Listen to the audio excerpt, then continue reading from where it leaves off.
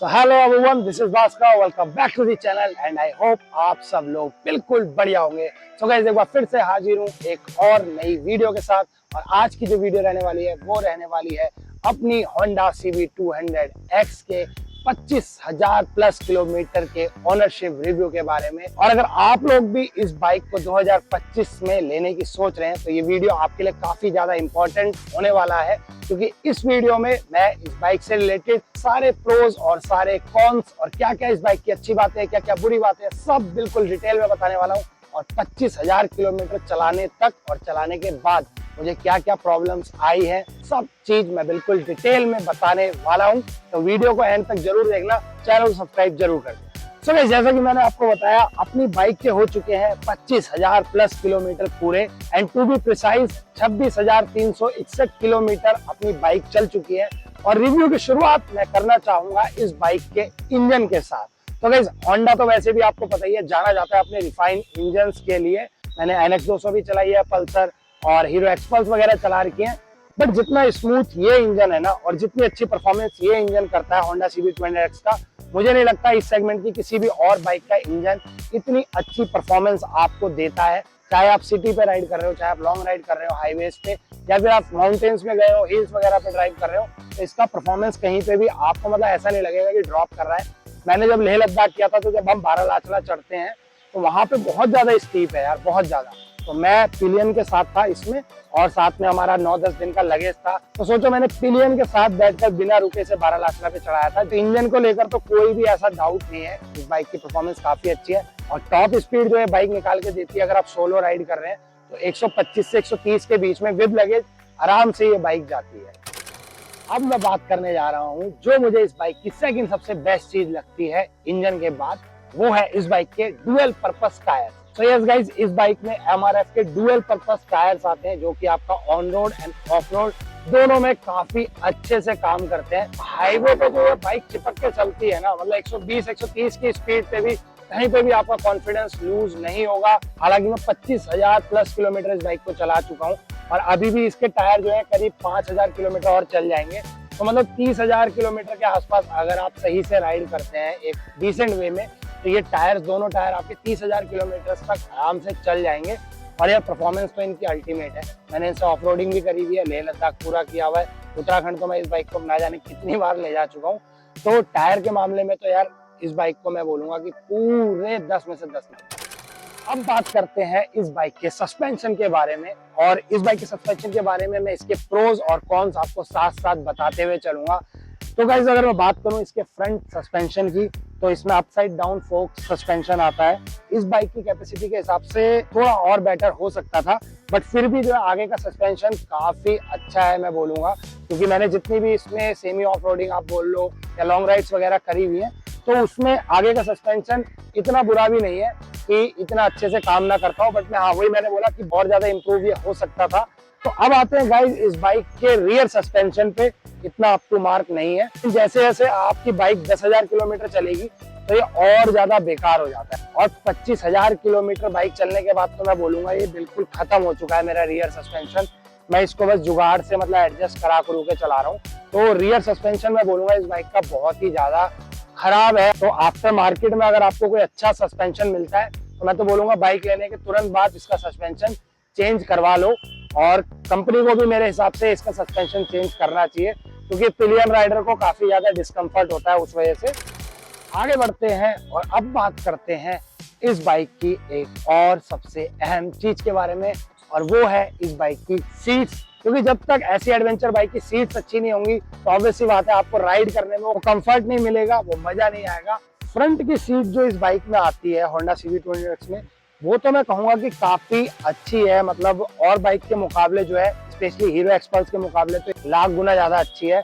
Soft cushioning है और Thai support भी आपको अच्छा मिल जाता है। मतलब थोड़ी चौड़ी सीट है, ऐसे एडवेंचर बाइक में होती है। तो फ्रंट की सीट में तो आपको मुझे नहीं लगता कि कोई काम कराने की जरूरत है। 3 साल मुझे हो गए, 25,000 किलोमीटर से ऊपर मैं ये बाइक चला चुका हूँ और अभी तक मैंने भी इसमें कोई भी मॉडिफिकेशन नहीं कराई है या एक्स्ट्रा कुशनिंग वगैरह नहीं करवाई है। लेकिन जहां पे बात आती है बैक सीट की, इसकी रियर सीट की, वहां पे फिर आपको काफी ज्यादा प्रॉब्लम जो है पिलियन के साथ हो सकती है। तो अगर आप लोग भी ये बाइक लेने की सोच रहे हैं तो आप लोग कुछ मेरी तरह ऐसा जुगाड़ कर सकते हैं, जो कि मैंने तभी कर लिया था। या तो आप परमानेंट एक्स्ट्रा कुशनिंग लगवा लीजिए अगर आपको सीट को थोड़ा कंफर्टेबल बनाना है। नहीं तो आप मेरी तरह जुगाड़ ये कर सकते हैं कि इस बाइक के साथ ये कवर आता है, सीट कवर, उस पर आपको ज्यादा कुछ नहीं करना, बस एक इस तरीके की आधा इंच की या 1 इंच की फॉर्म की शीट आती है, तो इसको सीट की शेप का आपको काटना है और इस कवर के अंदर लगा लेना है।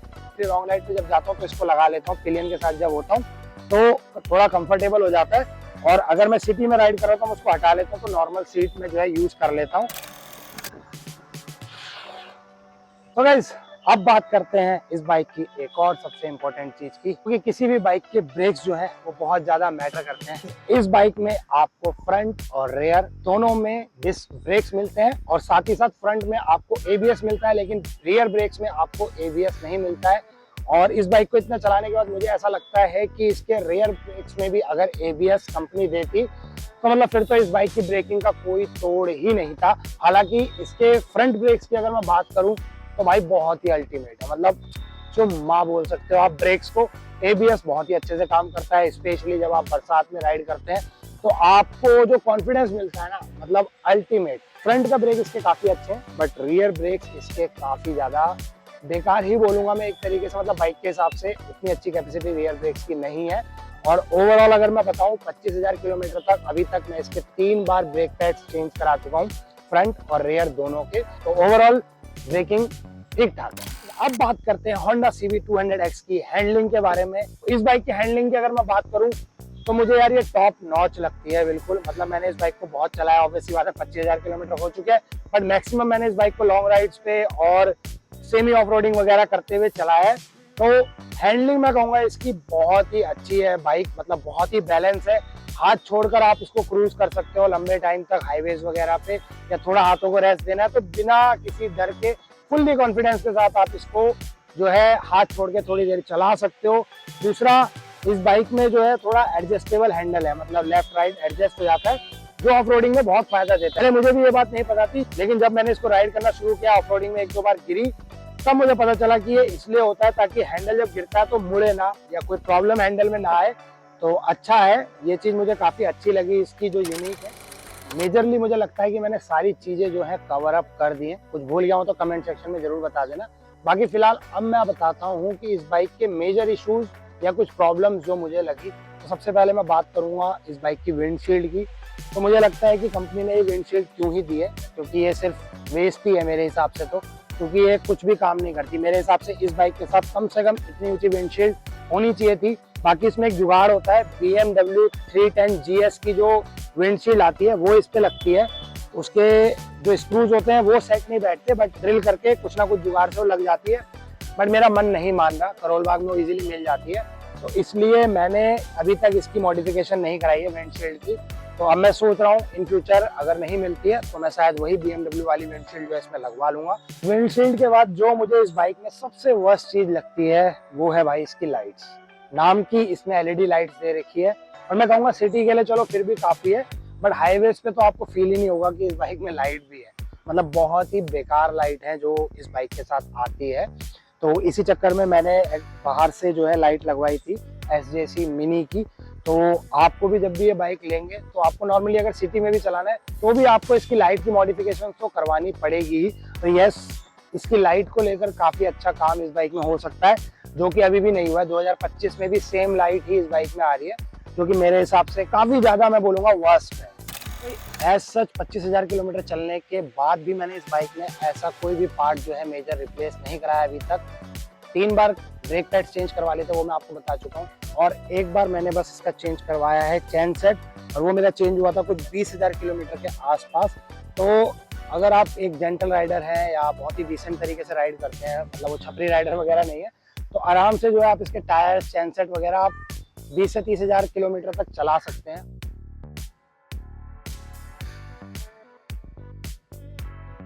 सो गाइस, जितनी भी मैक्सिमम चीजें हो सकती थी मैंने कोशिश करी है इस बाइक में कवर करने की, और अपना पूरा जो इस बाइक के साथ एक्सपीरियंस है आप लोगों के साथ शेयर करने की, ताकि आप लोग भी अपना मन बना सके अगर आप ये बाइक लेने की सोच रहे हैं। बाकी ओवरऑल परफॉर्मेंस भी मैंने आपको बताई थी, इंजन काफी अच्छी परफॉर्मेंस निकाल के देता है, कहीं पे भी आपको लैक ऑफ ट्रस्ट नहीं रहेगा, कहीं पे भी आपको कॉन्फिडेंस लूज नहीं होगा। आपकी बाइक जो है वेल मेंटेन होनी चाहिए, टाइमली सर्विस होनी चाहिए। मैं कहता हूँ आप इसको कहीं भी लेके जा सकते हो, मतलब आपको कहीं भी रिग्रेट नहीं होगा इस बाइक को लेकर। छोटे मोटे इश्यूज हर बाइक में आते हैं, इस बाइक में भी हैं, तो कंपनी उन्हें दूर भी कर सकती है। तो बस कुल मिला के ये था मेरा 25,000 किलोमीटर का ओवरऑल एक्सपीरियंस और रिव्यू। आप लोगों को कैसा लगा कमेंट करके जरूर बताना। यहाँ तक वीडियो देखिए तो वीडियो लाइक हो जानी चाहिए, शेयर करना और चैनल को सब्सक्राइब करे बिना बिल्कुल मत जाना। बहुत ही जल्दी फिर मिलेंगे। Till then bye bye, take care.